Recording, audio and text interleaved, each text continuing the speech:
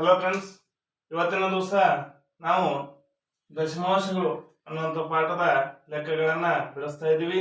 ಈ ದಶಮಾಂಶಗಳಿಗೆ ಇಂಗ್ಲಿಷ್ ನಲ್ಲಿ ಡೆಸಿಮಲ್ಸ್ ಅಂತೇಳಿ ಕರಿತಾ ಇದ್ದೀವಿ. ಹಾಗಾದ್ರೆ ಮೊದಲನೇದಾಗಿ ದಶಮಾಂಶಗಳು ಅಂದ್ರೆ ಏನಂತೇಳಿ ತಿಳಿದುಕೊಳ್ಳೋಣ. ನೋಡಿ, ಸಂಖ್ಯೆಗಳು ಬಿಂದುವನ್ನು ಹೊಂದಿದ್ರೆ ಅಂತ ಸಂಖ್ಯೆಗಳಿಗೆ ನಾವು ದಶಮಾಂಶ ಸಂಖ್ಯೆಗಳು ಅಂತೇಳಿ ಕರಿತಾ ಇದ್ದೀವಿ. ಉದಾಹರಣೆಗೆ ನೋಡಿ, ಇಲ್ಲೊಂದು ಲೆಕ್ಕ ಇದೆ 0.5 ಅಥವಾ ಪಾಯಿಂಟ್ ಅಂತ ಕರಿತಾ ಇದೀವಿ. 0.5 ಗುಣಾಕಾರ 0.05. ಹೌದಾ? ಈ ರೀತಿಯಾಗಿ ಬಿಂದುಗಳನ್ನ ಹೊಂದಿದ್ರೆ ಇವುಗಳಿಗೆ ನಾವು ದಶಮಾಂಶ ಸಂಖ್ಯೆಗಳು ಅಂತೇಳಿ ಕರಿತಾ ಇದ್ವಿ. ಇವತ್ತಿನ ದಿವಸ ನಾವು ಈ ದಶಮಾಂಶ ಸಂಖ್ಯೆಗಳ ಗುಣಲಬ್ಧವನ್ನ ಕಂಡುಹಿಡಿಯೋಣ. ಹಾಗಾದ್ರೆ ನೋಡಿ, ಇಲ್ಲಿ 3 ಲೆಕ್ಕವನ್ನ ತೆಗೆದುಕೊಂಡಿದ್ದೇವೆ. 0.5 ಗುಣಾಕಾರ 0.05 ಇದನ್ನು ಗುಣಿಸಬೇಕು. ಅದೇ ರೀತಿಯಾಗಿ 1.07 ಗುಣಾಕಾರ 0.02. ಅದಾದ್ಮೇಲೆ ಇನ್ನೊಂದು ಲೆಕ್ಕ 11.2 ಗುಣಾಕಾರ 0.15 ಅಂತೇಳಿ ಈ 3 ಲೆಕ್ಕಗಳನ್ನ ಬಿಡಿಸೋಣ.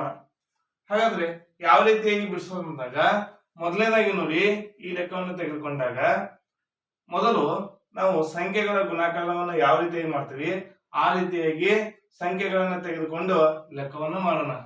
ಇಲ್ಲಿ ನೋಡಿ, ಇಲ್ಲಿ 5 ಇದೆ, ಇಲ್ಲಿಯೂ ಕೂಡ 5 ಇದೆ. ಹಾಗಾದ್ರೆ 5 ಗುಣಿಸು 5.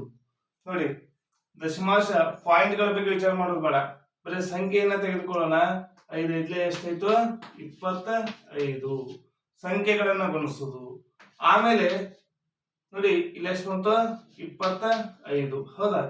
ಈಗ ದಶಮಾಂಶಗಳನ್ನ ಕೊಡುವಾಗ, ಪಾಯಿಂಟ್ ಗಳನ್ನ ಕೊಡುವಾಗ ನೋಡಿ, ಇಲ್ಲಿ 1 ಸ್ಥಾನ ಬಿಟ್ಟು ಪಾಯಿಂಟ್ ಇದೆ, ಇಲ್ಲಿ 2 ಸ್ಥಾನ ಬಿಟ್ಟು ಪಾಯಿಂಟ್ ಇದೆ. ಹಾಗಾದ್ರೆ 1, 2, 3. ಹೌದಾ? ಒಟ್ಟು 3 ಸ್ಥಾನ ಬಿಟ್ಟು ಪಾಯಿಂಟ್ ಕೊಡ್ಬೇಕು. ಇಲ್ಲಿ ನೋಡಿ, 1 ಸ್ಥಾನ 2 ಸ್ಥಾನ 2 ಸ್ಥಾನ ಆಯ್ತು. ಇನ್ನೂ 1 ಸ್ಥಾನ ಬೇಕಾಗಿದೆ. ಹಾಗಾಗಿ ನಾನು ಅದನ್ನ ಏನ್ ಮಾಡ್ತಾ ಇದ್ದೀನಿ? 0 ಅಂತ ಇಟ್ಕೊತಿದ್ದೀನಿ.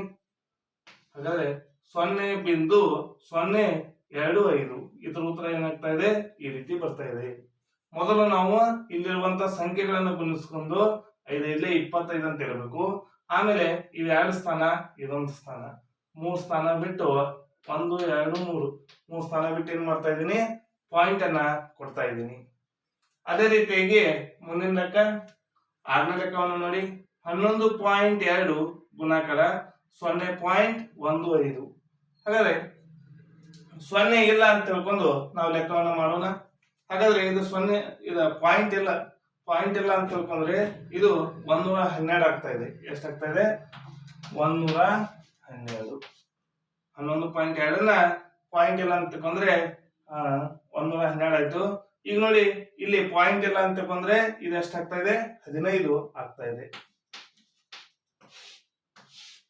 ಹಾಗಾದ್ರೆ 112ನ 15ರಲ್ಲೇ ಗುಣಾಕಾರ ಮಾಡೋಣ. 15 2ಲೆ 30. ಹೌದಾ? 15 2ಲೆ 30 ಆಯ್ತು. 15 1ಲೆ 15, 15ಕ್ಕೆ 3 ಕೂಡಿಸಿದಾಗ 18 ಆಯ್ತು. 15 1ಲೆ 15, 15ಕ್ಕೆ 1 ಕೂಡಿಸಿದಾಗ 16 ಆಯ್ತು. ಹಾಗಾದ್ರೆ ನಮಗೆ ಈ ಲೆಕ್ಕವನ್ನು ಮಾಡಿದಾಗ ಉತ್ತರ ಎಷ್ಟು ಬರ್ತಾ ಇದೆ? 1680. ನೋಡಿ,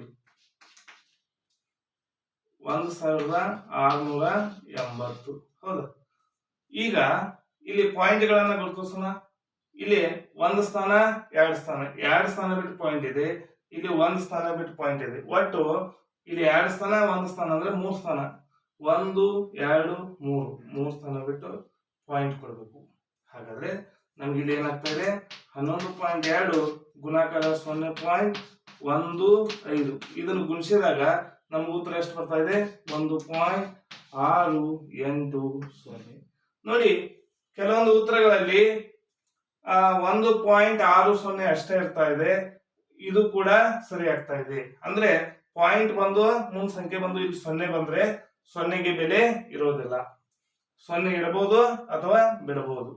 ಅದೇ ರೀತಿಯಲ್ಲಿ ಇನ್ನೊಂದು ಲೆಕ್ಕವನ್ನು ಮಾಡೋಣ. 1.07 ಗುಣಾಕಾರ 0.02. ಹಾಗಾದ್ರೆ ಇಲ್ಲಿ ಏನಾಯ್ತು ನೋಡಿ, 1.07 ಅಂದ್ರೆ 107. ಹೌದಾ? ಅದೇ ರೀತಿಯಲ್ಲಿ ಗುಣಾಕಾರ ಇಲ್ಲಿ ಸಂಖ್ಯೆ ಯಾವ್ದಿದೆ 2. ಹಾಗಾದ್ರೆ ಈ ಸಂಖ್ಯೆಯನ್ನ 2ರಿಂದ ಗುಣಿಸೋಣ. 107ನ್ನ 2ರಿಂದ ಗುಣಿಸಿದಾಗ 2 7 ಎಷ್ಟಾಯ್ತು 14. ಕೈಲ 1 2 0 0 0ಗೆ 1 ಗುಣಿಸಿದಾಗ 1 ಆಯ್ತು.